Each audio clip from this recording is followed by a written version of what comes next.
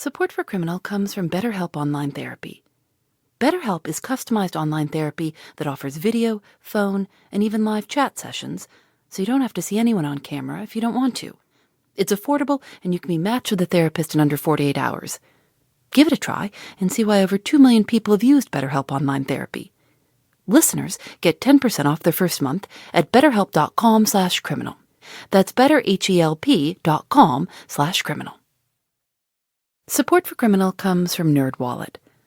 Each week, money nerds Sean Piles and Liz Weston help you sift through the chatter, breaking down the financial headlines that could actually impact your life. NerdWallet's Smart Money Podcast is here to help you make 2022 different. Subscribe to NerdWallet's Smart Money Podcast wherever you listen to your favorite shows. We've had muggings in this neighborhood. We've had muggings and, aggressive behavior, aggravated assaults, and all kinds of things over the years here. So it is an issue for lots of people. There's maybe like 5 or 6 years ago, the community group gave everybody whistles in case somebody, especially women or something, were accosted or somebody was following them. They just have to blow their whistle and alert other people that something was up, This is Dan Stevenson. He and his wife Lou have lived in Oakland, California for 40 years. They live in a 2-story purple Victorian in a neighborhood called Eastlake. He says that crime's been an issue there for as long as he can remember. But when you live in a city long enough, you just learn to deal with it. A couple of times some guys tried to get my wallet and just city stuff that once you live in the city long enough, you got to at least be accosted a couple of times or you're not there. Once you know everybody's position, as you go outside, you know who they are and where they are and what they do. There was no hassle. So once you knew that the drug dealer was a drug dealer, you just went about your business and he did his business and you did yours. That's correct. Yeah. And you just stayed out of each other's way. Right. I mean, I wouldn't call the police. Why? Well, first of all, I don't trust the police. I probably trust a drug dealer more than I trust a cop. So that's part of it. Part of it has to do with the times I have called the police. They just don't seem to be able to come in and do it in a commonsensical way. They have to come in like an army or something over somebody selling drugs or what. I don't really care about that. It's one thing not to call the cops when you suspect a guy down the block might be selling drugs. But it's another thing when there's a man right outside your bedroom window at 3 a.m. This is what happened to Dan and Lou about 5 years ago. My wife was here and we went to bed. About 3 a.m., she nudges me and says there's somebody on the deck. Dan says he actually built a special deck to keep random people from wandering up there. There are no stairs. You have to climb partly up a tree and then lift yourself up over the railing. So I get up and I look out, and sure enough, there's a guy on the deck. And so I yell through the door and tell him to get off the fucking deck. And he kind of is totally gone. I mean, the exchange we had was like this guy was strung out on something big time, and he was just out to lunch. So my wife wanted me to call the police, but I thought if I call the police, they're going to come. This guy's just, screwed up. It's not he's of no danger that I could see. He didn't have any weapons or anything. He's just out of it. So we started to talk.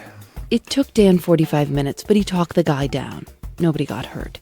If he had gone the official route with the cops, he says it would have been a real pain. And then I'd have been up for another 2 hours, filling out reports with him.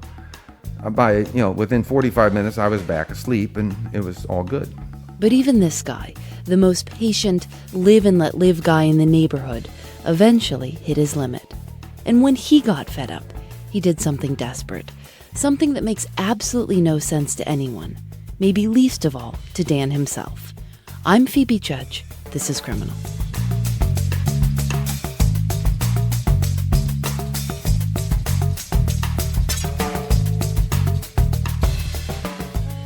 What wound up pushing Dan over the edge wasn't drug dealers or sex workers. It was garbage, a gigantic pile of garbage.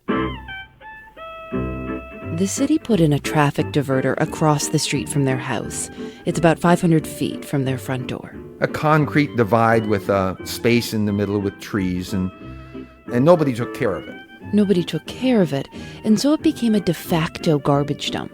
People that were moving decided that that would be a place to move everything they didn't want to take with them. So the stack could be like 6-8 feet high sometimes, with dressers and mattresses and garbage and bags of crap and clothing. I mean, it's just intense.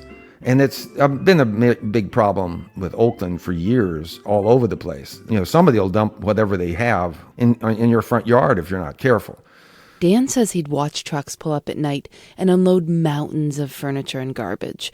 And he called the city and called and called and called. So you would wake up in the morning sometimes to like 8 feet, to like an 8-foot pile of crap. Yeah. And if the city didn't come fast enough, it could get higher. Because once you have, it's like a magnet. Once you've got a stack of stuff, other people think, oh, there's an idea. And they keep stacking it, you know. So what did you decide to do about it? Well, that is a good question. Lou and I discussed this for quite some time, and we came up with the idea of a Buddha, to put a Buddha there. Are you Buddhist? No, we have nothing to do with Buddhism at all. But you figured if there's one thing that might help here, it's Buddha. Well, yeah, because he's neutral. I mean, if we threw Christ up there, he's controversial. Everybody's got a deal about him. But Buddha, nobody seems to be that perturbed in general about a Buddha.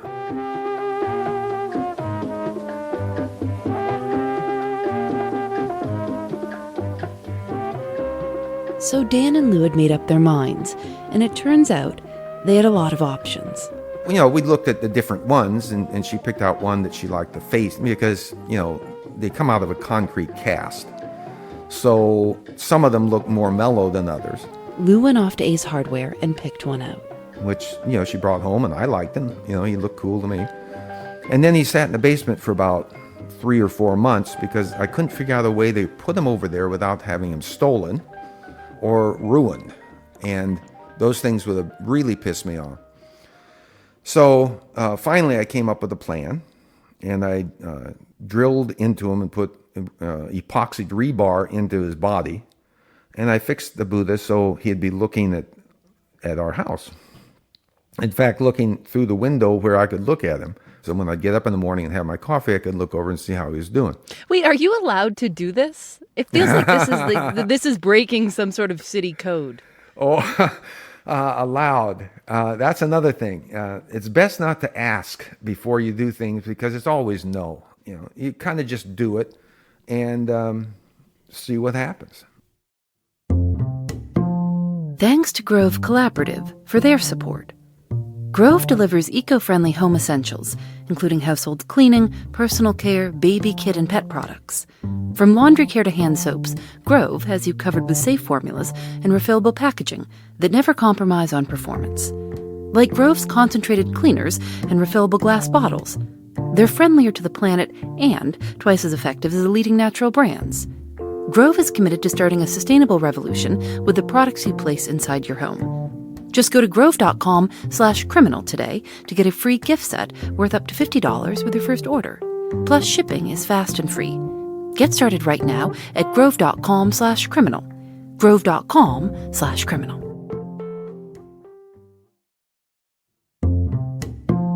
Thanks to Truebill for their support. From forgotten free trials to automatic renewals, your monthly subscription bill might be bigger than you think. Truebill is a new app that helps you identify and stop paying for subscriptions you don't need anymore or simply forgot about. Canceling subscriptions can be tedious, but Truebill makes it easy. With Truebill, you can cancel unwanted subscriptions with just one tap. Download the app, connect to your account, and your Truebill concierge can get to work canceling subscriptions. 80% of Truebill users report saving money. Don't fall for subscription scams. Start canceling today at truebill.com/criminal. Go to truebill.com/criminal. It could save you thousands a year. Dan didn't tell his neighbors about his plan. He dragged some extension cords from his house and used a drill to affix the Buddha to a slab of concrete. And that was it. And there he was. It's like a surprise. And he just sat there.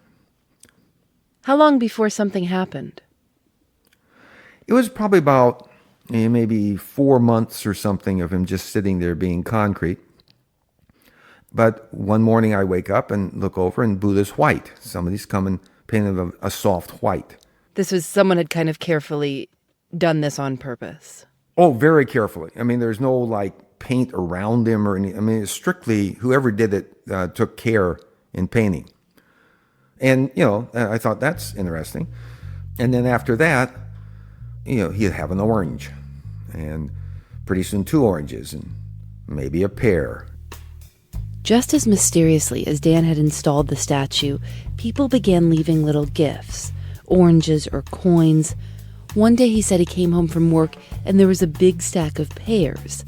And he had no idea where they were coming from or what they represented. I assume now, because of what has happened, that the Vietnamese community decided that, he needs to be cared for. And from there, it just grew to where it is today, which is a total shrine. Yeah, will you describe what the Buddha looks like right now? Well, the Buddha now is like upgraded considerably. I mean, he's gold now. And his eyes are painted in, and he's just, he's got a gold draped clothing, and he's just really top drawer, cool looking Buddha. I mean, he's come a long ways in terms of his dress. Now he sits on the kind of a rock pedestal kind of thing that's either granite or something. And then he has a house that would, you could probably live in if you were a single person and small. The house is now around Buddha, so Buddha's protected from the rain and such? Oh, yeah. And so if you wanted to pray there, which they do constantly, you just slip inside the little building and you kneel down and Buddha's there. And he's got other friends of Buddha's, and there's a big Kuan Yin outside, which is, the goddess of mercy. But what do you mean when they come to pray? Who's coming there? Do people come there often? Every morning at 7 a.m. they pray, and they have this little clacker thing. They have it's like a little drum, and it goes clack, clack, clack, clack, clack, clack, clack, clack,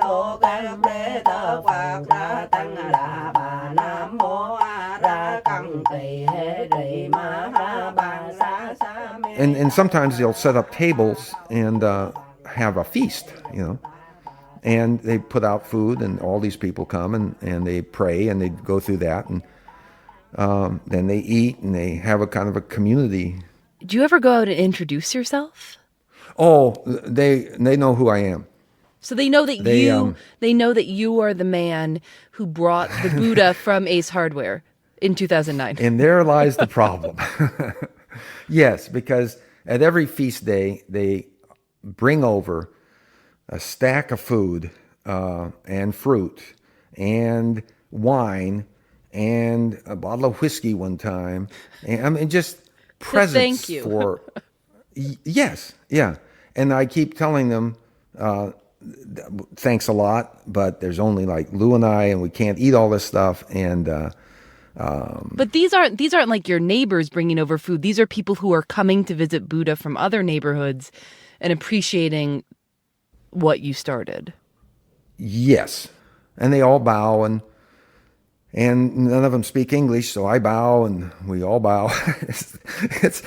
It's embarrassing kind of for me because I don't even know what they're thinking, But I keep trying to tell them that it's their Buddha.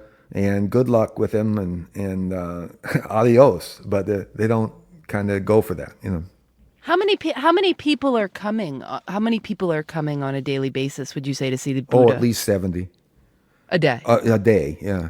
And then there's also the tourist thing. They'll knock on my door, and they're from Minneapolis, and somebody on Facebook posted something. So, they want to take my picture with them in front of the Buddha. It's just, for me, as cynical as I am, this is like, what is happening? Remember, Dan and Lou put the Buddha up as a sort of desperate shot in the dark, a truly random attempt to curtail dumping and crime. And he accidentally created a sacred place for members of Oakland's Vietnamese Buddhist community. But that's not the end of the story.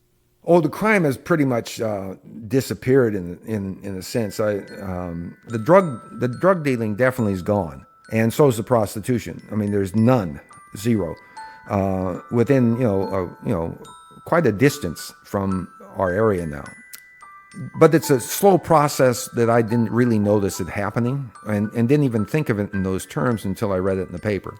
In September, a reporter for the San Francisco Chronicle did a story on Dan and the Buddha and asked the Oakland Police Department for the updated crime statistics for the neighborhood.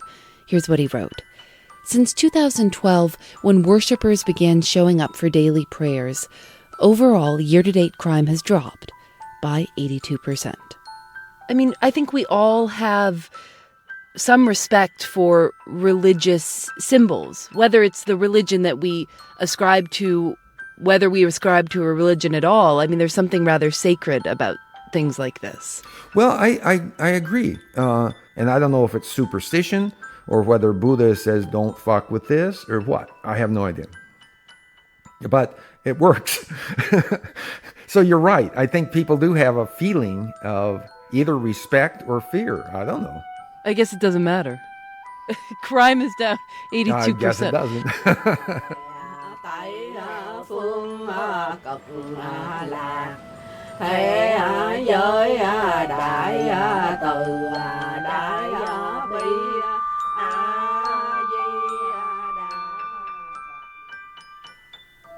Criminal is produced by Lauren Spohr, Eric Mennel, and me. Special thanks to Alex Belair for her help with the recordings. Julian Alexander does our episode art. You can find out more about the show at thisiscriminal.com. And you can check out the other Radiotopia shows at radiotopia.fm, like Strangers, hosted by Leah Tao. Her latest episode deals with crime and mental illness, focusing on a father and son. I call my wife, I go, Nina, Matthew killed somebody. She goes, oh my God, Steve, oh my God, Steve, oh my God, Steve, oh my God. I go, babe, just hold on, I'll be there in a minute. Get home, I gave her the newspaper. She's just in total shock. That's the latest episode of Strangers. It's really great. You should go listen. Radiotopia from PRX is made possible with support from the Knight Foundation and MailChimp, celebrating creativity, chaos, and teamwork. I'm Phoebe Judge. This is Criminal. Radiotopia from PRX.